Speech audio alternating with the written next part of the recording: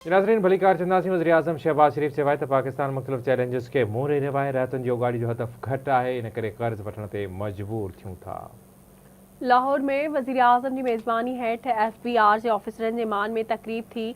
उन दौरान खिताब कंदे वज़ीर आज़म शहबाज शरीफ़ चयो त टैक्स ओगाड़ी वॾो चैलेंज आहे। पाड़ेसरी मुल्क इन में असां खां अॻिते आहे।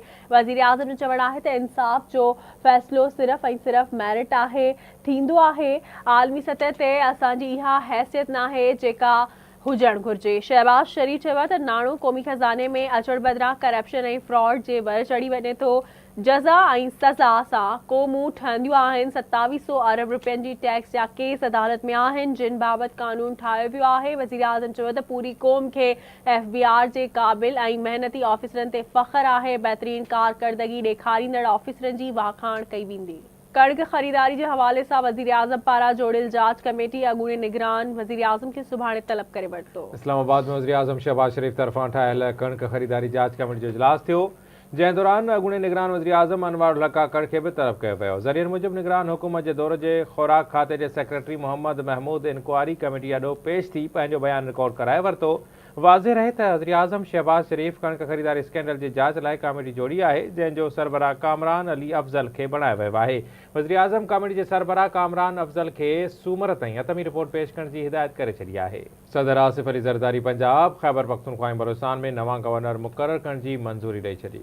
सदर आसिफ अली ज़रदारी सरदार सलीम हैदर ख़ान के पंजाब जो गवर्नर मुक़रर करण जी मंज़ूरी ॾेई छॾी, जॾहिं त फैसल करीम कुंडी खे ख़ैबर पख्तूनख्वा जो गवर्नर मुक़रर कयो वियो। सदर बलोचिस्तान में जाफ़र ख़ान बंदूखेल खे गवर्नर मुक़रर करण जी बि मंज़ूरी ॾेई छॾी। सदर आसिफ अली ज़रदारी गवर्नर जी मुक़ररी जी मंज़ूरी आइन जे आर्टिकल 101 तहत ॾिनी आहे। पीपल्स पार्टी के चेयरमैन बिलावल भुट्टो ज़रदारी जो चवणु आहे त उम्मीद कजे थी त सरदार सलीम हैदर ऐं फैसल करीम कुंडी वफ़ाक़ जे बहितर अंदाज़ में नुमाइंदगी कंदा। गवर्नर तौर मुक़ररी खां पोइ फैसल करीम कुंडी ऐं सरदार सलीम हैदर PP चेयरमैन बिलावल भुट्टो ज़रदारी सां मुलाक़ात कई। मुलाक़ात दौरान बिलावल भुट्टो ज़रदारी गवर्नर जो उहिदो मिलण ते फैसल करीम कुंडी ऐं सरदार सलीम हैदर खे वाधायूं ॾिनियूं। उन दौरान ॿिन्ही अॻवाननि PP चेयरमैन बिलावल भुट्टो ज़रदारी जा बिथोरा मञिया।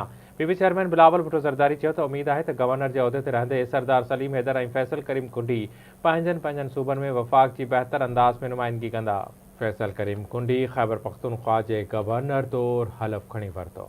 पेशावर हाई कोर्ट में गवर्नर से हलफ बरदारी तकरीब थी, जंहिंमें नए मुक़रर थियल गवर्नर फैसल करीम कुंडी उहिदे जो हलफ कयो। पेशावर हाई कोर्ट जे चीफ जस्टिस ख़ैबर पख्तूनख्वा जे नए मुक़रर थियल गवर्नर फैसल करीम कुंडी खे उहिदे जो हलफ खणायो। सदर आसिफ अली ज़रदारी PP अॻवान फैसल करीम कुंडी खे ख़ैबर पख्तूनख्वा जो गवर्नर मुक़रर करण जी मंज़ूरी ॾिनी हुई।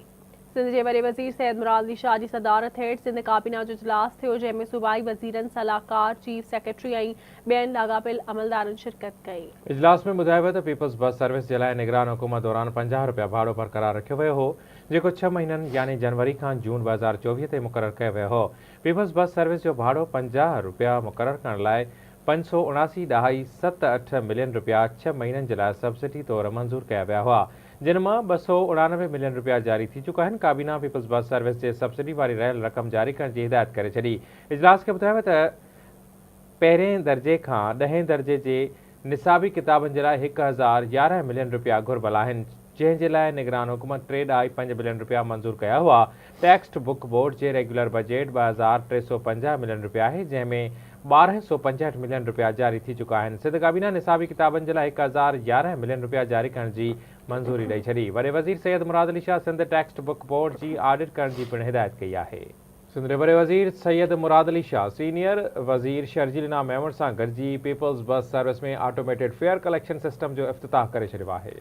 स्मार्ट कार्ड सिस्टम की शुरुआत ॿिनि रूट्स R1 ऐं R9 ते फ़ाल कई वई आहे, जेका जल्द ॿियनि रूट्स ते बि फ़ाल थी वेंदी। ऑटोमेटेड फेयर कलेक्शन सिस्टम तहत मुसाफ़िर स्मार्ट कार्ड ज़रिए भाड़े जी अदायगी करे सघंदा। कराची में पीपल्स बस सर्विस में ऑटोमेटेड फेयर कलेक्शन सिस्टम जी इफ़्तिताही तक़रीब खे ख़िताब कंदे वॾे वज़ीर सैयद मुराद अली शाह चयो आहे त सिंध हुकूमत आवाम जी भलाई जे हवाले सां हमेशह अॻु भरी रही आहे। हिन ॿुधायो त इलेक्ट्रिक बसुनि खे हथी ॾियण सां तवानाई जे बहस जी बचत थींदी। इलेक्ट्रिक बसुनि खे हथी ॾियण सां माहौल खे तहफ़ुज़ मिलंदो।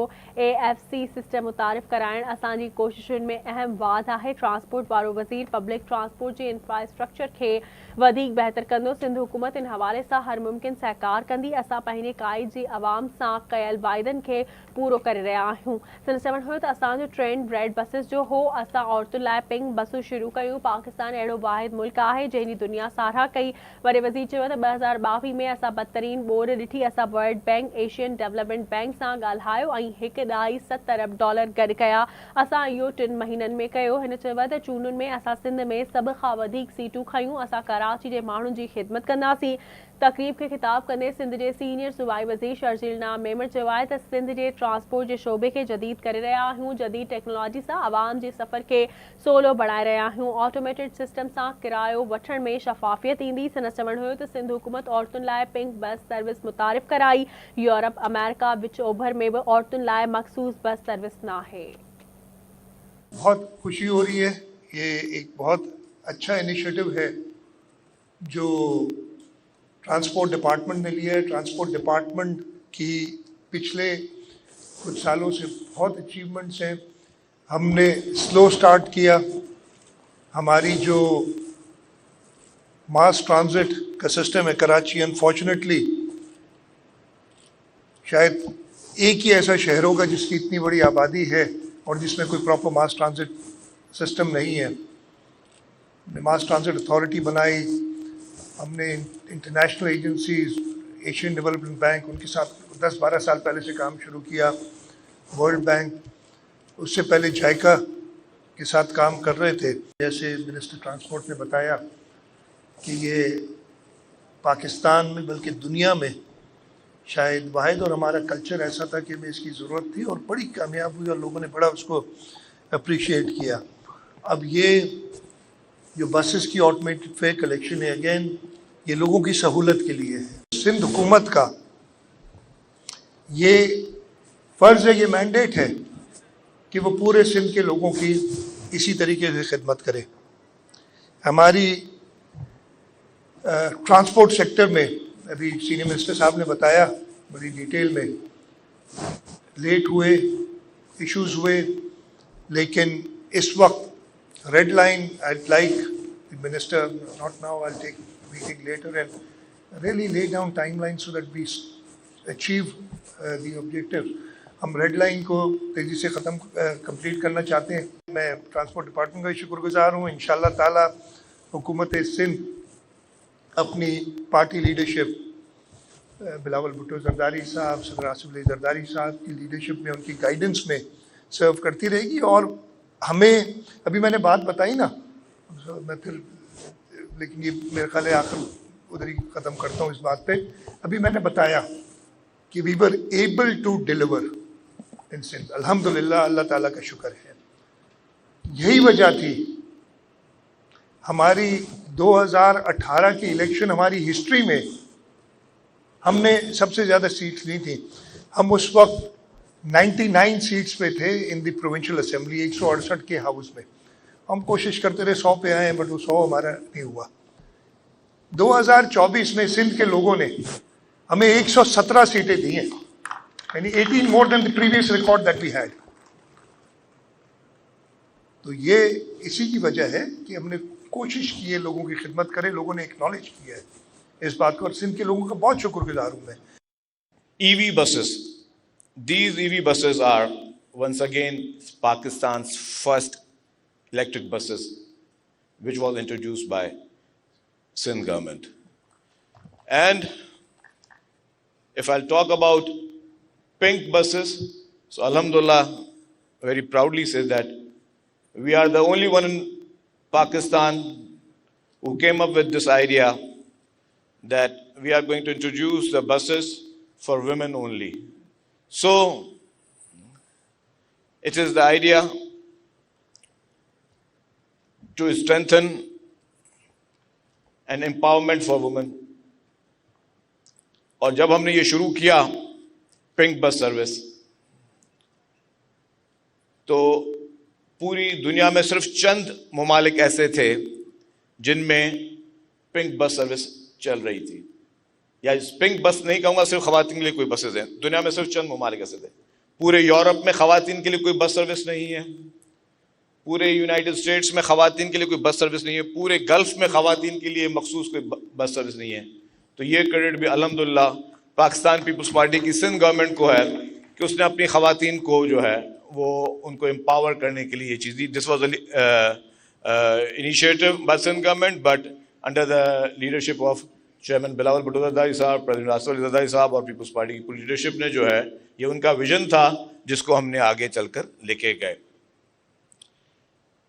آج کل آپ کو پتہ ہے کہ جس طریقے سے مہنگائی کا دور ہے, انفلیشن ہے, اس مہنگائی کے دور میں اور انفلیشن میں جس طرح پچھلے 2 سال میں 3 سال میں پیٹرول کی پرائزز بڑھیں, ڈیزل کی پرائزز بڑھیں, تو ہم نے تو وی ہیو انٹروڈیوس کہ 50 روپے میں جو ہے آپ 30 کلومیٹر اور 35 کلومیٹر کا سفر کر رہے ہیں. وہ 50 روپے میں جو ہے نہ ہی آپ اگر موٹر بائک میں بھی جائیں گے تو اس گرمی میں آپ موٹر بائک میں جہاں پولیوشن کو بھی فیس کریں گے, بائک بھی چلائیں گے, دھوپ کو بھی فیس کریں گے, گرمی کو بھی فیس کریں گے, تو 50 روپے میں آپ 35 کلومیٹر نہیں چل سکتے. وہاں پہ ان حالات میں پاکستان پیپلز پارٹی کی سندھ حکومت نے جو ہے وہ اس 50 روپے میں لوگوں کو وہ 35-40 کلومیٹر کا نہ صرف سفر کروا رہی ہے. لیکن میں جو کہہ رہا تھا جس طرح انفلیشن آئی اور ریٹس آئے ہوئے تو ٹرانسپورٹ ڈپارٹمنٹ نے جو ہمارے جو بس کے آپریٹر ہیں انہوں نے کہا کہ جی یہ تو پاسبل نہیں ہے کہ ہم 50 روپے میں کنٹینیو کر سکیں. ٹرانسپورٹ ڈپارٹمنٹ نے ایک سمری بھیجی مجھے کہ سر ہمیں فیئرز بڑھانے پڑیں گے. میں نے بھی نہ چاہتے ہوئے اس سمری پہ سگنیچر کیے کہ جی اب پیسے تو بڑھانے پڑیں گے, ذرا پیسنجر کو چلانا بھی اور سروس بھی چلانی ہے. اور وہ میں کیبنٹ میں لے کے گیا. کیبنٹ میں جیسے ہی گیا تو چیف منسٹر صاحب ہی سٹنگ ہے, تو انہوں نے جب وہ کیبنٹ کا ایجنڈا دیکھا بولا کہ یہ کیا ہے. سر کیونکہ جو ہمارے آپریٹرز ہیں NRTC دے آر سیئنگ کہ 50 روپے میں وی کین ناٹ کنٹینیو یہ بس سروس, تو we have to enhance the fare price. تو انہوں نے کہا کہ آپ فیئر پرائز نہیں بڑھاؤ گے, جو بھی اوپر کے پیسے ہوں گے سندھ گورنمنٹ سبسڈی دے گی, لیکن لوگ اس 50 روپے میں کریں گے. تو I am really thankful honourable chief minister صاحب اینڈ پیپلز پارٹی ڈیفینیٹلی کہ دس از دا ویژن کہ آپ مہنگائی میں how to give relief to the public, یہی طریقہ ہے لوگوں کو ریلیف دینے کے لیے.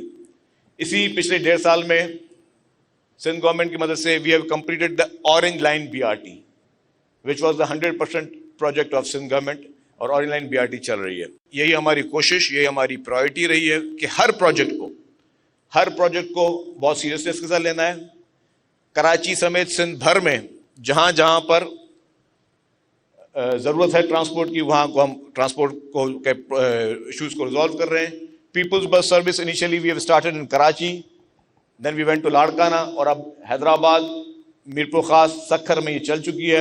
انشاءاللہ مزید ڈسٹرکٹس میں بھی پیپلز بس سروس چلے گی.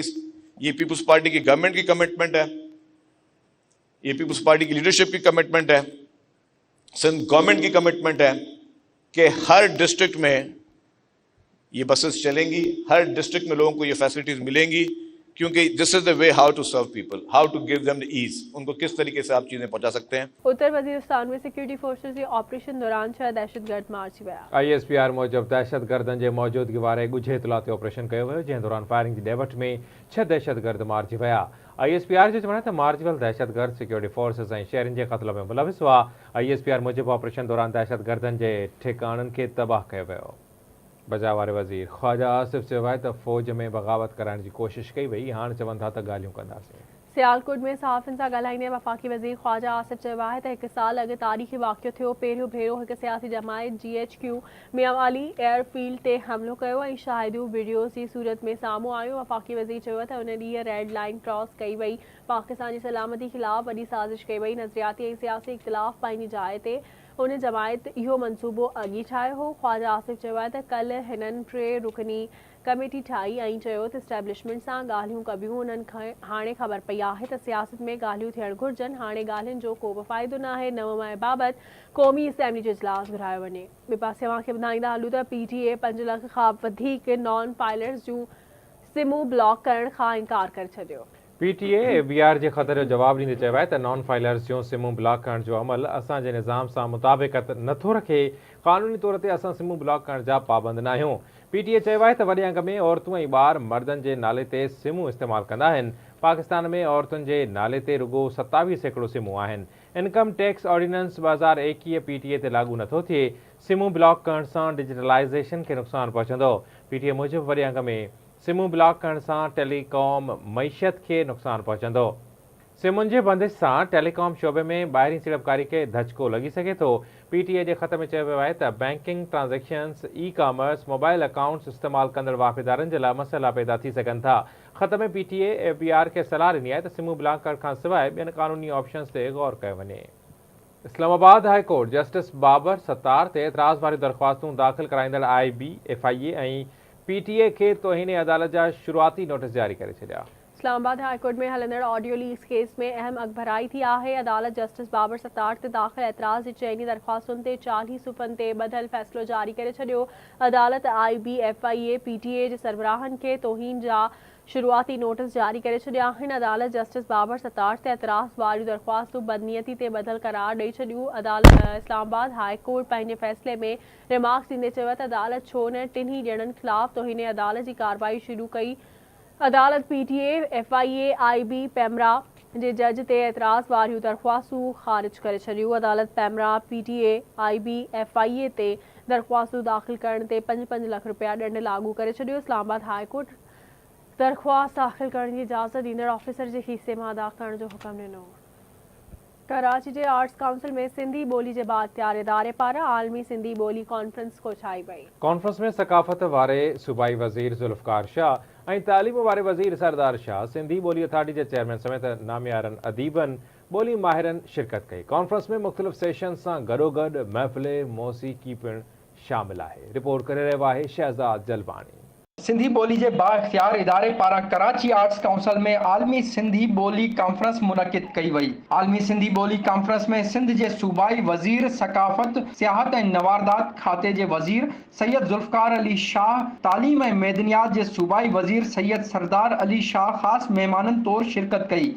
कॉन्फ्रेंस में सिंधी ॿोली अथॉरिटी जो चेयरमैन इसाक समेजो, कासिम बुघियो, डॉक्टर अमजद सिराज मेमण, कलीम लाशारी ऐं नामियारा आलिम, अदीब ऐं ॿोली माहिर शरीक थिया। सिंधी ॿोली जे बाइख़्तियार इदारे पारां मुनक़िद कयल आलमी सिंधी कॉन्फ्रेंस में इस्लामाबाद, कोयटा, चित्राल मां शख़्सियतनि शिरकत कई। सिंधी ॿोली जे बाइख़्तियार इदारे पारां मुनक़िद कयल सिंधी ॿोली जे कॉन्फ्रेंस में शरीक महिमाननि सिंधी ॿोली जी अहमियत बाबति पंहिंजे ख़्यालनि जो इज़हार हिन रीति कयो। असीं महसूसु कयूं था त सिंधी आलमी ॿोली आहे, इन में को शक कोन्हे त मुख़्तलिफ़ मुल्कनि में ॻाल्हाई वञे थी, सम्झी वञे थी, लिटरेचर मुख़्तलिफ़ मुल्कनि में पैदा कयो वञे थो पियो। असां वटि बि तमामु घणो कमु थिए पियो, पर अञा ताईं सरकारी तौरु इन खे तस्लीम न कयो वियो आहे क़ौमी ॿोलीअ जे तौरु। जेसि ताईं उनखे क़ौमी ॿोलीअ जी हैसियत नथी मिले तेसि ताईं इन खे आलमी ॿोली जी हैसियत बि कान मिलंदी। कि आप देखें कि पाकिस्तान में रहने वाले कोई लसानियत नहीं है, यहाँ पे सब बराबर हैं और एक ज़बान को सपोर्ट करने के, क्योंकि इस ज़बान की तहजीब 5000 साल से भी बहुत पुरानी है। तो मैं समझता हूँ कि सिंधी ज़बान जो है, कहते हैं तरबेला से लेके लसबेला तक सिंधी ज़बान बोली जाती थी किसी टाइम में, क्योंकि उसके वर्ड्स उधर मिले हैं। मैं यहाँ समझा तो जेके पुरानी पंहिंजी सिंधी जा लफ़्ज़ जेके असल जेके जेको तव्हांजो कमु आहे पंहिंजे डिपार्टमेंट जो, सो उनखे अञा वधीक बहितर थियण जी ज़रूरत आहे। तव्हां पंहिंजी ॿोली में ई सभु कुझु करे सघो था। बदकिस्मती आहे त असां वटि ही इल्मु सेखारियो ई न वियो आहे त ॿोली कहिड़ी अहमियत रखे थी। हिकिड़ो तूफ़ान आयो जंहिंमें सभिनी अंग्रेज़ी शुरू कई। नतीजे में हाणे ॿार खे न अंग्रेज़ी थी अचे, न उर्दू थी अचे, न सिंधी थी अचे। हीअ मां इन करे थो चवां त मूंखे 42 साल पढ़ाइण जो, स्कूल कॉलेज यूनिवर्सिटी में पढ़ण जो तजुर्बो आहे। इन खे दुरुस्त जे करे करिणो आहे त असांखे पंहिंजी मादरी ॿोलीअ ते तवजह ॾियणी पवंदी, उन जे किताबनि ते, उन जे सूरत ख़ती ते। ॿोली बुनियादी सवाल आहे, ज़ाहिर आहे हर इंसान सां उहा शइ जुड़ियल आहे ऐं पंहिंजी ॿोलीअ सां जेतिरो माण्हू जुड़ियल हूंदो ऐं जेतिरो उनखे पंहिंजो कंदो ऐं ॿोलीअ जे मामलनि खां जेतिरो माण्हू वाक़ुफ़ु हूंदो, ओतिरो समाज में हू पंहिंजो कंट्रीब्यूशन करे सघंदो। हाणे ॻाल्हि इहा आहे त वक़्त जूं अजीब तक़ाज़ाऊं त हूंदियूं आहिनि। ॾिसो हाणे प्राइवेट स्कूल्स में सिंधी पढ़ाइनि त पिया, पर असांजो ॿार लिटरेचर खां परे थी वियो आहे। ॿोली बि जेका आहे सा हुन लाइ थोरो मसइलो थींदी पई वञे, पर बहरहाल हिन इहो मक़सदु कोन्हे पाण सिंधी ॿोली खे छॾे ॾियूं। सिंधी ॿोली जे तरक़ी ऐं तरवीज लाइ इदारा ठहियल आहिनि। सिंधी लैंग्वेज अथॉरिटी आहे, सिंधी बोर्ड आहे, जिन खे हुकूमत बाक़ाइदे ग्रांट ॾिए थी। यूनिवर्सिटीअ जूं केतिरियूं चेयर्स आहिनि जिन खे सक़ाफ़त खातो पैसा ॾिए थो। त किताब शाया थियणु खपनि ॿोली जे तरक़ी ऐं तरवीज लाइ, जेके बि कम आहिनि उहे थियणु खपनि। अॼु हिते डिस्कस हो जेको थियो त मोहन जे दड़े में जेके मोहरूं हथायूं आहिनि इन ते अञा सही माना में कमु कोन्ह थियो आहे। हिकिड़ी बैन अवी कॉन्फ्रेंस थी आहे, पर दुनिया जे केतिरनि मुल्कनि में मोहन जे दड़े ॿोलीअ ते कमु हले पियो। तव्हांखे ख़बर आहे त जॾहिं मिस्र मां जेके उहा ॿोली हथाई उनखे हेरोग्राफी ॾिनो नालो ऐं उहा उनखे टोड़े हाणे ख़बर पइजी वई आहे त हुन में छा लिखियलु आहे। अहिड़ी तरह मोहन जे दड़े जे ॿोलीअ ते कमु थियणु खपे ऐं इहो ॾाढो ॾुखियो कमु आहे ऐं ॾिघो कमु आहे, पर थी सघे थो। 1920 में बि त अंग्रेज़नि खोटाई कई न मोहन जे दड़े जी, तॾहिं ख़बर पई त दुनिया जो अज़ीम तहज़ीब जेका आहे सा त सिंध में आहे। ॿोली का बि गैरहम कोन्हे, ॿोलियूं सभु बराबरि हूंदियूं आहिनि। ॿोली ॻाल्हाईंदड़ माण्हू जीअं तरक़ी कंदा तीअं उन्हनि जूं ॿोलियूं बि तरक़ी कंदियूं ऐं उन्हनि जे ॻाल्हाईंदड़नि खे बि उन में जॉब मिलंदा, मौक़ा मिलंदा, अॻिते वधंदा। जे ॿोली ॻाल्हाईंदड़ तरक़ी न कंदा त उन्हनि जी ॿोली कीअं तरक़ी कंदी। हिन वक़्तु हिन मुल्क जो ऐं सिंध जो बि तक़रीबन कोई 65% जेको आहे उहो नौजवाननि ते मुश्तमिल आहे। ऐं जंहिं मुआशिरे में एतिरा घणा नौजवान हुजनि उन मुआशिरे में जिन मसइलनि ते असीं हिननि कॉन्फ्रेंस में बहस कयूं था उनजो अदब न हुजणु घुरिजे, छाकाणि त नौजवान क़ौमुनि खे, मुआशिरनि खे ऐं मुख़्तलिफ़ शोबनि में दरपेश मसइलनि खे न रुगो हल करण में मददगार हूंदा आहिनि, पर उहे समाजनि खे धुबड़ मां कढण जो कमु कंदा आहिनि। तंहिं करे उन्हनि जो ई मरकज़ी रोल ठहे थो त उहे पंहिंजी ॿोली जी वारसी कनि, पंहिंजे समाज में ॿोलीअ सां वाबस्ता मामलनि ते हिकिड़ी जागरता मुहिम हलाइनि, माण्हुनि खे सम्झाइनि त उहे पंहिंजे ॿारनि खे सिंधी पढ़ाइनि। जेके स्कूल सिंधी नथा पढ़ाइनि उन्हनि स्कूलनि में वञनि, उन्हनि खे मजबूर कनि त सिंध जो इहो जेको आहे हुकूमत आहे, सरकार आहे, उहा कॾो को कानून साज़ी करे चुकी आहे त हर ख़ानगी स्कूल खे सिंधी पढ़ाइणी आहे, त ही छो नथा पढ़ायो। अॼु जी जेका कॉन्फ्रेंस थी आहे उहा ॾाढी काराइती रही उस्तादनि जे लाइ, शागिर्दनि जे लाइ ॿोलीअ जे ऐं ॿोलीअ जे सिलसिले में जेके सिंध सरकार क़दम खणी रही आहे उन्हनि सां मां तमामु घणो सेटिस्फाइड आहियां। सुठा क़दम खॼी रहिया आहिनि, लेकिन हिकिड़ी ॻाल्हि जेका दिलि खे चुभे थी उहो आहे पेरेंट्स जो रवैयो, शहरी वालिदैन जो रवैयो सिंधी ॿोलीअ जा। उहे पंहिंजे ॿारनि सां घरनि में उर्दू ॻाल्हाइनि था, जेको तमामु घणो नुक़सानकार ॻाल्हि आहे। प्राइमरी स्कूल जेकॾहिं असां मज़बूत करे वियासीं ऐं पंहिंजी ॿोली खे उन में प्रॉपर माण्हुनि खे, उन लाइ मुंहिंजो मुतालबो हीअ आहे, अॼु ॿी आलमी जेका ॿोली कॉन्फ्रेंस आहे, बिना देर निजी तालीमी इदारा बंदि कयो। जे सिंधी ॿोली खे बचाइणो अथव, सिंधी ॿोली खे आबाद करणो अथव, सिंधी ॿोली खे कामयाबु करणो अथव, निजी तालीमी इदारा बंदि कयो। ॿोलियूं जेतिरियूं तव्हां घणियूं सिखंदो ओतिरो तव्हां कामयाबु थींदो। ॿोलियुनि खे पाण में विढ़ाइणो न आहे। असांजो मतिलबु इहो आहे त असांखे पंहिंजी ॿोली बचाइणी आहे, असांखे पंहिंजी ॿोलीअ खे जेको सो संभालणो आहे। आलमी कॉन्फ्रेंस में मुख़्तलिफ़ मुकालनि जा 6 सेशन रखियल राग रंग जी महफ़िल जा प्रोग्राम शामिल आहिनि। प्रोग्राम में शरीक थींदड़ महिमाननि जो चवणु हुयो त उहे ई क़ौमियूं कामयाबु ऐं तारीख़ में ज़िंदा रहंदियूं आहिनि जेके पंहिंजी ॿोली जी अहमियत खे सम्झंदियूं आहिनि। कैमरामैन जावेद अहमद सां गॾु शहज़ाद जलवानी, आवाज़ टीवी, कराची। नाज़रीन, लेबर पार्टी जे उम्मीदवार सादिक ख़ान लगातार टियों भेरो लंडन जो मेयर चूंडिजी वियो ऐं हुन हैट्रिक मुकमल करे वरिती आहे। लंदन में मेयर जी चूंड लाइ लेबर पार्टी जे सादिक ख़ान ऐं कंज़र्वेटिव पार्टी जे सूज़न हाल विच में सख़्त मुक़ाबलो हो। वाज़े रहे त सादिक ख़ान पहिरियों भेरो 2016 में लंदन जो मेयर चूंडिजी वियो हो ऐं ॿियो भेरो 2021 में मेयर जो उहिदो संभालियो हो। लंदन जो मेयर थियण खां पहिरियां सादिक ख़ान 2005 खां 2016 ताईं पार्लियामेंट जे मेंबर तौरु ख़िदमतूं सरअंजाम ॾिनियूं। सादिक ख़ान बतौर मेयर होपर जी मुनफरद स्कीम मुतारिफ़ कराई हुई। स्कीम तहत मुसाफ़िर 1 कलाक अंदरि जेतिरियूं चाहे बसूं ऐं ट्राम तब्दील करे सघे थो। सादिक ख़ान गज़ा में फ़लस्तीनियुनि ते थींदड़ ज़ुल्म ख़िलाफ़ आवाज़ उथारण वारनि में शामिल हो। ॿिए पासे सादिक ख़ान पुलिस ऑफिसरनि जो अंग वधाइण ऐं वधीक कौंसल घर अॾण जा बि वाइदा कया आहिनि। इसराइली मीडिया दावा कई है त अमरीका जे दबाव में अची क़तर हमास क़यादत खे मुल्क मां बेदख़ल करण जे लाइ तैयार थियो आहे। आलमी ख़बरूं इदारे मूजिब अमेरिका पारां क़तर ते ज़ोर ॾिनो वियो आहे त हमास जंगबंदी जी शर्तुनि ते राज़ी नाहे त संदसि क़यादत खे मुकमल तौर ते मुल्क मां बेदख़ल कयो वञे। अमेरिकी अख़बार जी रिपोर्ट में चयो वियो आहे त अमेरिकी परॾेही वज़ीर एंटोनी ब्लिंकन क़तरी वज़ीर आज़म खे पैगाम पहुचायो आहे त गज़ा में जंगबंदी ऐं हमास वटि क़ैद इसराइली यरगमालिन वारा मामला तय न थियण जी सूरत में हमास क़यादत खे मुल्क बदर कयो वञे। बिबासे इसराइली मीडिया दावा कई आहे त क़तर अमेरिकी दबाव ते जंगबंदी ऐं यरगमालिन जी आज़ादी वारो मुआहिदो न थियण जी सूरत में हमास जी क़यादत खे बेदख़ल करण लाइ तयारु आहे। अमेरिका जी अक्सर यूनिवर्सिटीज़ में शागिर्दनि गर्मियुनि जी मोकलुनि में बि फ़लस्तीनियुनि जे हक़ में एहतजाज जारी रखण जो ऐलान कंदे वाज़े कयो आहे त मोकलुनि में बि कैंप ख़ाली न कई वेंदी। गज़ा जंग ख़िलाफ़ अमरीकी यूनिवर्सिटीज़ में मुज़ाहिरा केतिरनि ई महीननि ताईं जारी रहण जो इम्कानु आहे, छाकाणि त शागिर्द तंज़ीमुनि जो चवणु आहे त इम्तिहाननि खां पोइ मोकलुनि में बि कैंपस ख़ाली न कंदासीं।